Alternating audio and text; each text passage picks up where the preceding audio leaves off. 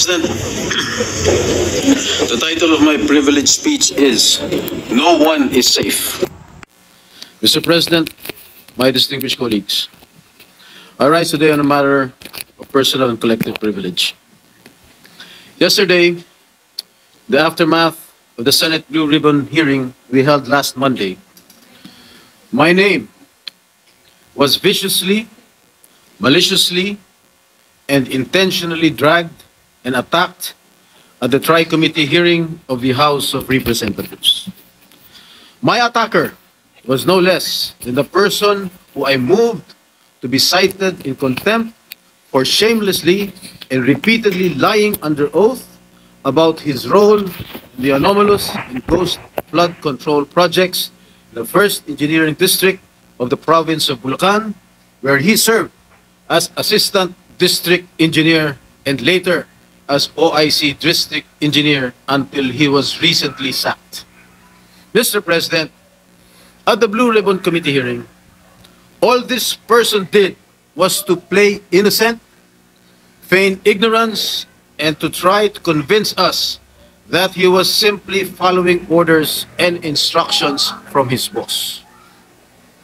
From receiving $1 billion of cash, talking to pseudo-contractors, signing falsified documents, all the way to gambling away millions and millions of money stolen from the public coffers at casinos, he claimed that in all of these, he was just following orders.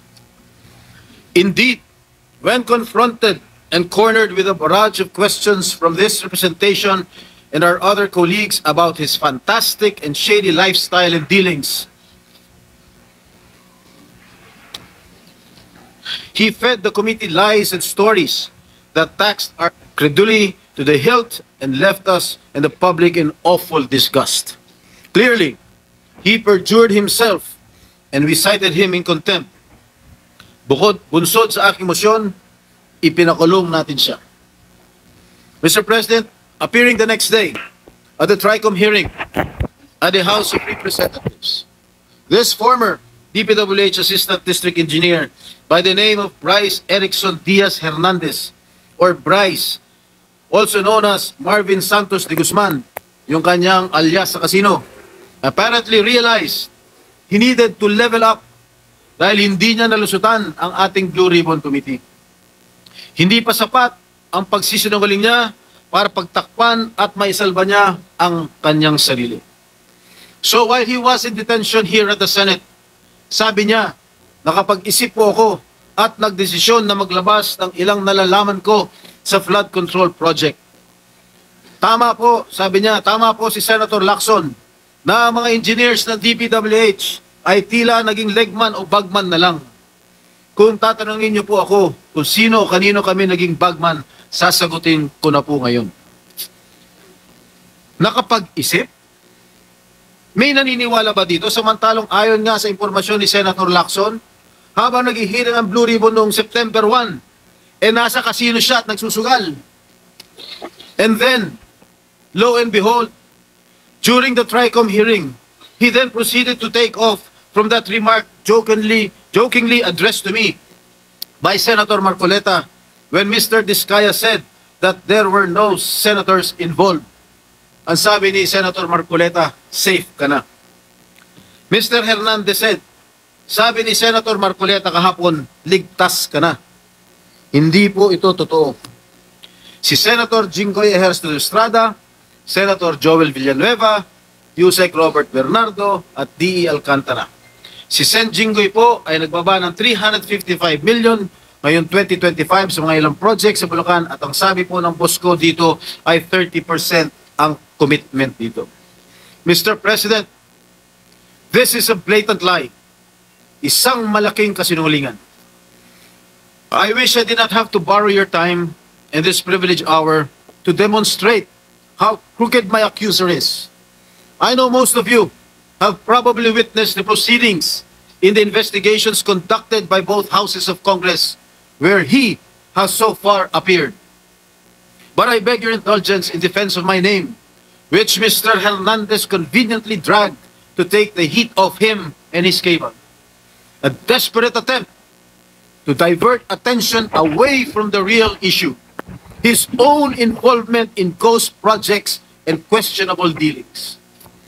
Batay sa aking mga nakalap na sinumpaang salaysay ng ilan sa mga kawani ng DPWH at mga kasamahan ni Mr. Hernandez, malinaw na sangkot siya sa mga ghost projects sa Bulacan. Pinatotohanan ito ng hindi lamang isa, kundi 3 opisyal na nagsabing siya at si RJ Dumasig, Project Engineer 1 ng Bulacan, First District Engineering Office, ay kapwa kasangkot sa mga proyektong ito. Pinatotohanan din ito ni na John Michael Ramos, dating OIC ng Construction Section ng Bulacan, First District Engineering Office, Ernesto Galang, Hepe ng Planning and Design Section ng Parehong Distrito, at Norberto De Leon Santos, Hepe ng Quality Assurance Section.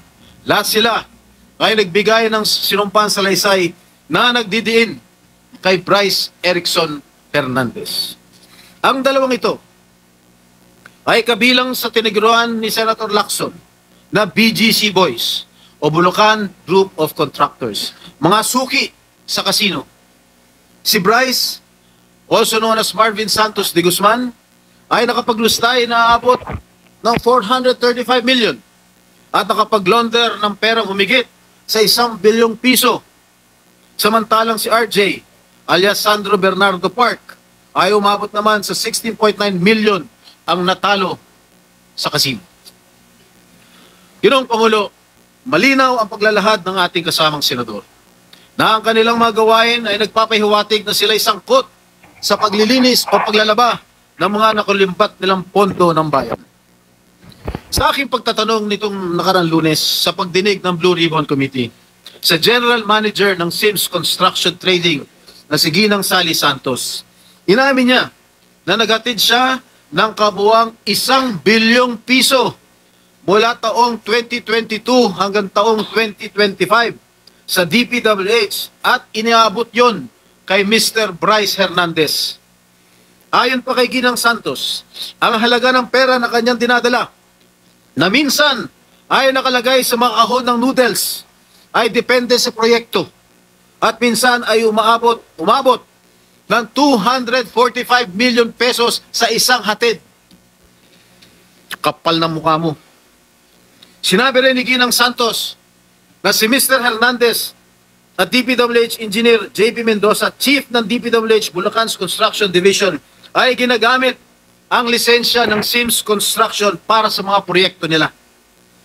Si Mr. Mendoza, na may alias na PJ Castro Construction Asuncion, na pinangalanan din ni Senate President Pro Tem Lacson, na kabilang sa BGC Boys, ay may kabuuang 418 million na nilustay sa iba't ibang kasino at nakapag-launder ng perang mahigit 280 million pesos. Kung nakakapagpatalo ng 10 milyon si Mr. Hernandez sa kasino, hindi na rin siguro nakapagtataka kung bakit hindi siya nalalayo sa mga diskaya pagdating sa paramihan ng koleksyon ng mga sasakyan. Nauna nang inamin ni Mr. Hernandez na siya at ang kanyang asawa na isang dating rank and file employee ng GSIS ay nagmamay-ari ng mga mamahalang sasakyan gaya ng Dodge Challenger, Toyota Supra at Lamborghini Urus Performante. Hindi ito karaniwang pag-aari ng isang empleyado ng gobyerno. At hindi pa dito nagtatapos ang listahan, Ginoong Pangulo. Nandun sa kanyang garahe, isang Ford Everest, Ford Territory, Toyota Corolla Cross, Suzuki Jimny, Mitsubishi Pajero, Honda Civic Type R Turbo, and add to this his collection of high-end motorcycles, BMW R1250GS, Yamaha T-Max, BMW C400 GT, Ducati X Diavel Nera, Honda Goldwing, Ducati Street Fighter, BMW R1300 GS, Vespa scooter, at yung kanyang asawa, meron 2 Toyota Hilux, isang Toyota Fortuner, Kia Carnival, BMD X3, Toyota Land Cruiser, Vespa Primavera, Honda, BMW. Mga kaibigan, Ginoong Pangulo, Bryce Hernandez claims these vehicles are part of a buy and sell business run by his sibling. But why are all these vehicles registered under their names? Bakit nakarehistro ang kanilang mga sasakyan sa kanilang mga pangalan kung sinasabi niya buy and sell business itong mga ginagawa nila. Gago. Magkano ba ang sahod ni Hernandez? Sapat ba ang kanyang kita o ng kanyang asawa para magkaroon ng ganitong karangyaan? Mr. President, ginagamit bilang umano'y ebidensya laban sa akin ang mga larawang kuha sa iba't ibang okasyon gaya ng birthday party. Makailang beses ko man na nakaduupang palad si DE, District Engineer Henry Alcantara, kaya ko humarap sa kahit sino at sabihin na hindi ko siya personal na kilala. Mismo ang Pangulong Marcos na nga nagsabi na ang mga larawan natin ng mga opisyal o public figures ay hindi sapat na batayan para patunayan at masabing talagang kilala natin ang mga nakakasalamuhan natin. To quote President Marcos, alaman naman ninyo, ni-name drop lahat. Magpapakuha lang ng picture tapos sasabihin, o tingnan mo, malapit kami. Sa isang araw, 1,000 yung nagpapapicture sa akin eh. So lahat ng 1,000 na yan, malapit na ba sa akin? People have to be more careful at huwag sila masyadong gullible. Yan po ang sinabi ng ating mahal na Pangulo. Tungkol naman sinasabi niya, hinggil sa isang nagngangalang Beng Ramos na nagpakilala daw ng miyembro ng aking staff sa Senado. Malinaw na ipinakita niyang text exchanges sa kanyang cellphone na nangyari ang kanilang pag-uusap tungkol umano sa isang pagdideliver ng pera noong December 22, 2022. Mr. President, 6 na buwan pa lang ako. Wala nung mahalal muli sa Senado. Wala akong kinalaman or anuman partisipasyon sa budget deliberations para sa 2022 budget. Mag-iimbento ka lang. Sablay pa. Mr. President, there is no one among my staff named Beng Ramos. Wala akong staff o consultant na Beng Ramos. No such person has ever been employed, much less authorized to use my name or act on my behalf. Mr. President, let me just share that even before the resumption of the third hearing of the Blue Ribbon Committee last Monday, I already received warnings from various quarters. I was told that if I continue to actively participate in the investigation on ghost flood control projects, I will become an easy target. An easy target, they say, because of accusations hurled against me in the past relating to the PDAF issue. Mr. President, I told these people, warning me, and as I have stated at the start of the Senate investigation into these public works anomalies, hinarap ko po sa hukuman lahat ng kasong inihain laban sa akin. Hindi lang ako sumuko ng kusa nung ako'y pinaratangan at ikinulong. Ako po'y nakipaglaban ng patas sa proseso ng batas at hustisya at naghintay ng matagal na panahon sa pagdating ng hatol sa mga kasong ito. Hindi po ako nawala. Hindi po ako nagtago. Hindi po ako tumakas o nagbintang ng mga taong walang kinalaman sa mga akusasyon laban sa akin. At great cost to my family, my freedom, and my political career, I have acquitted myself of the grave charge of... and the legal system we are all sworn to uphold. Should that sad and dark chapter of my life be a reason for me now to do nothing, say nothing, and just keep quiet when my job as an elected senator of this country calls on me to take a stand and expose these people? No, Mr. President, I cannot and will not shirk from my sworn duty to ferret out the truth. I will not be silenced when I know I can contribute something to the task at hand. I will continue to do my best to be worthy of the support that I was generously given by the people who elected me back to this Senate. Tama nga nagbigay ng babala sa akin. I am an easy target. Kaya isang araw pagkatapos ko sabihin na dapat i-contempt ang sinungaling na si Bryce Hernandez, tumakbo siya sa Kongreso sa mababang kapulungan para ilako ang isang kwento na sa tingin niya ay madaling paniwalaan. Hindi lang yun. Paulit-ulit niyang sinasabi ang akala niya safe siya. Walang galang na. Halatang galing pa sa isang script na binabasa.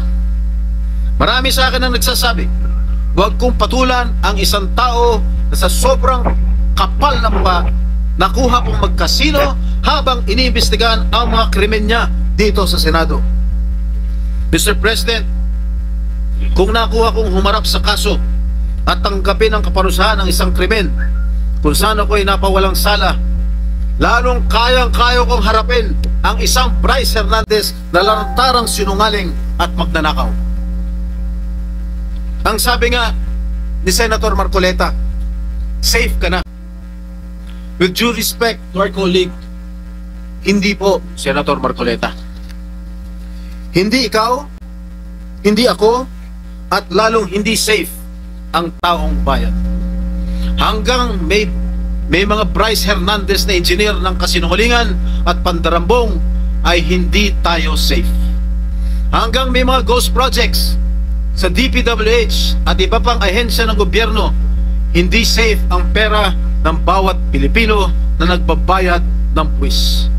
Isipin na lang ninyo, takot na takot ang mga kababayan natin basta BAR na ang kaharap, habang may mga walang konsensang tao na isinusugal lamang sa kasino ang pera na pinaghirapan at pinuno nilang ibayad.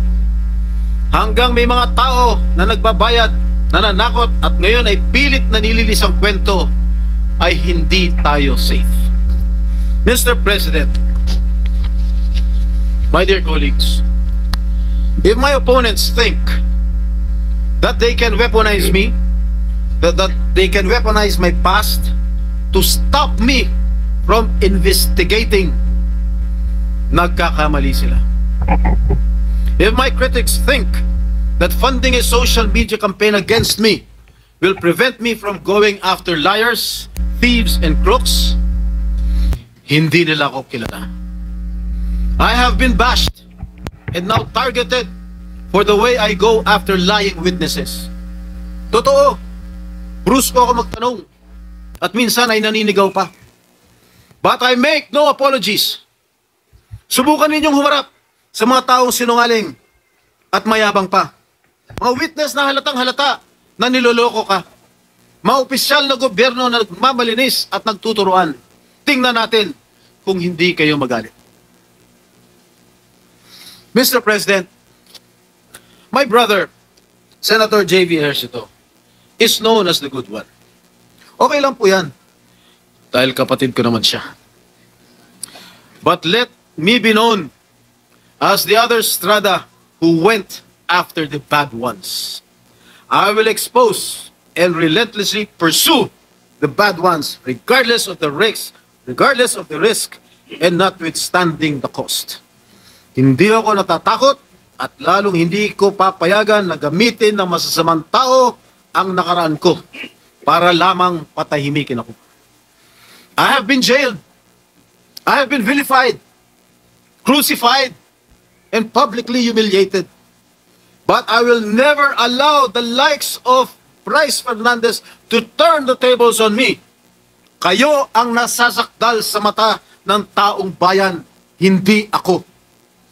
Mr. President, I vow never to let the masterminds and engineers of this massive defrauding of the Filipino people to silence me. Hindi pa ako tapos at lalong hindi ko kayo uurungan.